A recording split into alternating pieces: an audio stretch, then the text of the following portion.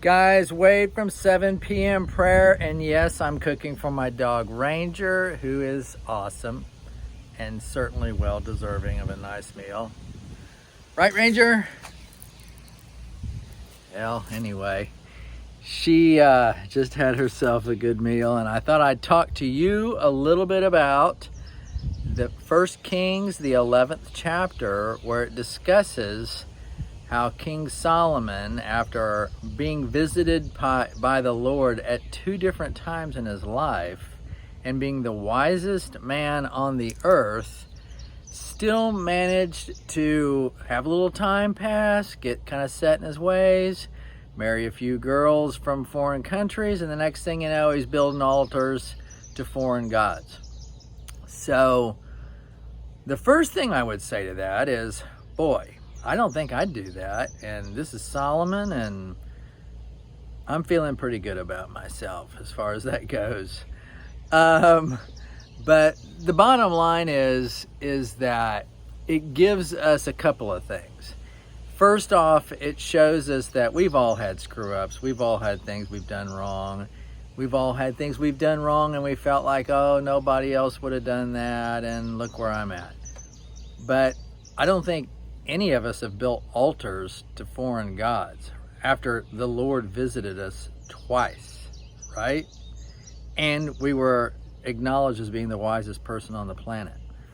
I feel like we've got higher grades than we previously gave ourselves on this deal.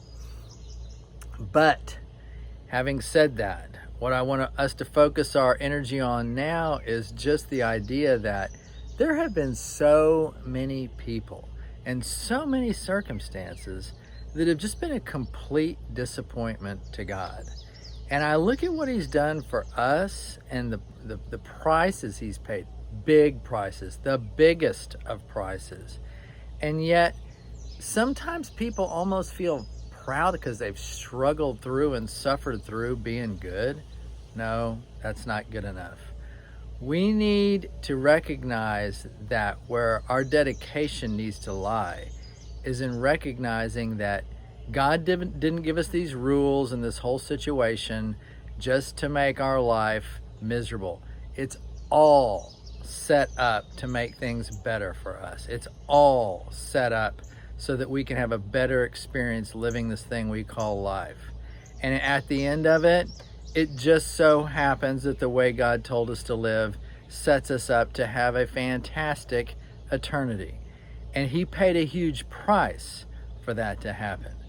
So, wow, we've got a lot to be grateful for. So, and I think as far as King Solomon goes, just amazing. It's been so long since I've read that 1 Kings and 2 Kings stuff. I'd forgotten about that. I certainly had forgotten about that the Lord had visited him 2 times in person. But what an amazing example of how in life, think about how oftentimes it's, what have you done for me lately with everything? Something happens, in Solomon's case twice, but maybe it didn't say in there like God came and visited him 2 times 20 years ago or something like that. So the long and the short of it is some time passes, things start feeling kind of like, well, I can do whatever. And the next thing you know, something that he wouldn't have considered doing a few years prior is now normal behavior for him. I mean, think about that. It wasn't that he built an altar to a foreign god. He built a bunch of them. So he builds number 1. There's a real awesome opportunity right there to feel guilty about what you've done and say, you know what? I'm tearing this thing down and I'm done with that, building altars to foreign gods. Nope, more to come. So, I mean, again, we need to really push it out there for God, to realize that everything we've been told to do, all the stuff that, seems to like constrain our life because it's not allowing us to do things the world wants us to do, it's all set up to make our life better. One of the things I do sometimes to help me with this is I imagine in my mind that I've done some bad thing that I wanted to do. And I don't spend a bunch of time imagining the bad thing, but I imagine the after effects. Okay, it's done.